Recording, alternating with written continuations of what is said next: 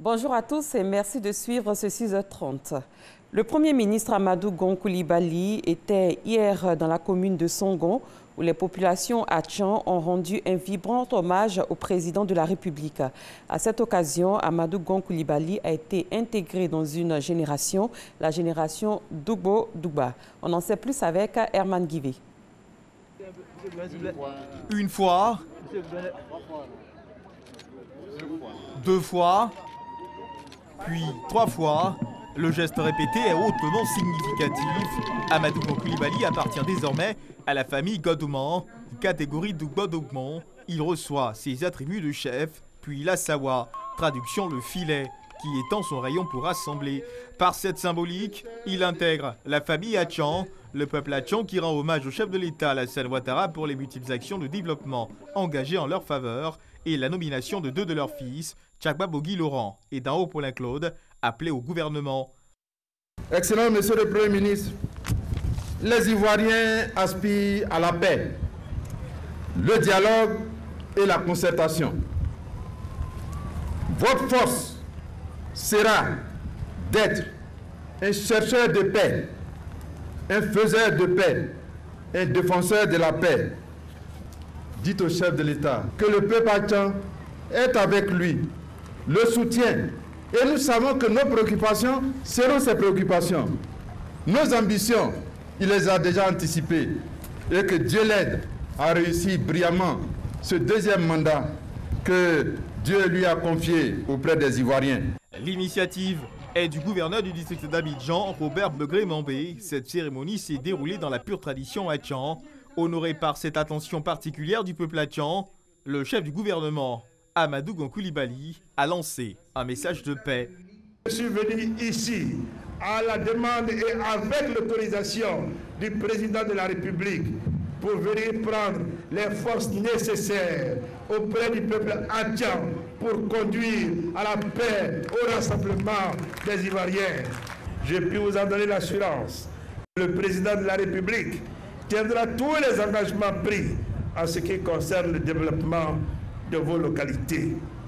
Oui, au regard de l'importante contribution du peuple Atchaman à l'essor économique de notre pays, il n'a jamais été oublié et je peux vous dire, le peuple Atchaman ne sera jamais oublié. Les 60 villages Atchan, tous représentés à cette cérémonie, ont tenu à rassurer de leur engagement à soutenir la vision de construction d'une Côte d'Ivoire émergente prônée par le président Alassane Ouattara. Parlons logements sociaux. Le ministre de la Construction, du Logement et de l'Urbanisme, Bruno Nabagné-Koné, s'est rendu sur le site de Songon-Kassamblé pour s'enquérir de l'état d'avancement du projet présidentiel de logements sociaux. D'une superficie de 429 hectares, le site de Songon accueille 80 000 logements sur les 150 000 annoncés par l'État. Cheikh Koni. Donner un coup d'accélérateur au programme présidentiel des logements sociaux. C'est l'objectif visé par le tout nouveau ministre de la Construction, du Logement et de l'Urbanisme. Ce projet, priorité du gouvernement, a prévu la construction de 60 000 logements sur la période 2012-2016 et 150 000 autres à la fin de 2020. Mais le bilan à mi-parcours reste mitigé. Nous sommes aujourd'hui dans un exercice justement de vérité. Nous sommes venus toucher du doigt la réalité de l'avancement de ce projet. Nous nous rendons compte que nous sommes relativement loin des promesses qui ont été faites. Je voudrais ici dire les excuses de l'ensemble des acteurs gouvernementaux pour le retard qui a été noté et pour le retard qui est imputable au gouvernement. Tout n'est pas parfait, nous sommes ici pour le reconnaître et justement pour retourner prendre les dispositions afin que la situation change. Un mea culpa au nom du gouvernement que Bruno Nabagné-Koné entend traduire en actes dans les semaines à venir, à travers la prise en compte de tous les facteurs bloquants. Pour que le logement soit vraiment social, pour qu'il soit rendu accessible à la majorité de nos concitoyens, l'État doit faire un effort. L'État s'est engagé à faire un effort. Nous allons vraiment tout faire pour que dans les prochains mois, certains puissent commencer à habiter ici et que rapidement, le retard qui a été pris soit entièrement rattrapé. C'est en 2013 que le programme présidentiel de construction de logements sociaux et économiques a été lancé. L'État ivoirien a fait le choix stratégique d'avoir recours à des opérateurs privés pour stimuler l'investissement privé. À ce jour, on estime en Côte d'Ivoire à environ 400 000 unités le déficit annuel en logement. Dans le domaine de la sécurité, la direction de la police économique et financière vient de mettre fin aux activités de 5 présumés fraudeurs. Ils ont été interpellés dans la commune de Yopougon. Ils s'adonnaient à une pratique illicite de jeu de hasard, communément appelée loto gagné. Ils seront devant le parquet pour répondre des faits de concurrence déloyale. Abou Sanougou. Ils exploitaient sans autorisation le loto dans la commune de Yopougon. Jeu illicite, communément appelé loto ghanéen. Saisie, la direction de la police économique et financière diligente une enquête qui aboutit à l'interpellation de ces 5 individus qui exerçaient dans la commune de Yopougon à leur propre compte et sans autorisation de l'État des jeux de paris. Pour moi, c'est un simple coupé loto gagné. Si tu mets 100 francs, des numéros, ça sort à 20 000. Comme je suis dans les quartiers, je ne faisais rien et puis bon, souvent aussi il n'y a rien dans ma poche. Et vu que bon, avec ça, et puis avoir au moins les 1000 francs 6 mois pour me défendre. Ces présumés fraudeurs seront conduits devant le parquet d'Abidjan Plateau pour répondre des faits de pratiques illicites et de jeux de hasard et de concurrence déloyale.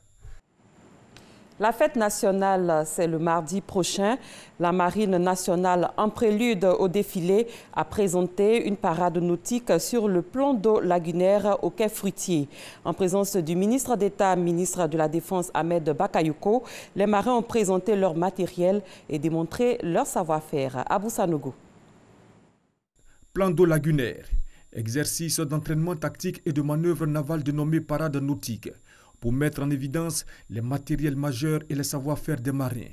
La Marine nationale apporte sa touche en présence du ministre d'État, ministre de la Défense Ahmed Bakayoko, en initiant un défilé nautique en prélude à la fête nationale du 7 août. Nous attendons à travers cette initiative promouvoir et faire connaître au grand public les activités de la Marine nationale par la présentation de ces vecteurs navals et fluviaux lagunaires à travers un entraînement tactique et un concept de manœuvre afin de raffermir le lien armée-nation. La Marine nationale, dans l'accomplissement de ses missions, dispose de différents types de moyens, dont des embarcations et des vedettes permettant à ces hommes de se déplacer et d'intervenir rapidement. Des passages d'ensemble, des unités qui manœuvrent à des distances relativement très proches les unes des autres, dotées d'un équipage de 17 personnes et pouvant naviguer jusqu'à 3000 km. Ces patrouilleurs peuvent effectuer des missions dans le cadre de l'action de l'État en mer. Aux côtés des patrouilleurs, des embarcations spécialement conçues pour satisfaire aux exigences des forces spéciales et des commandos marins.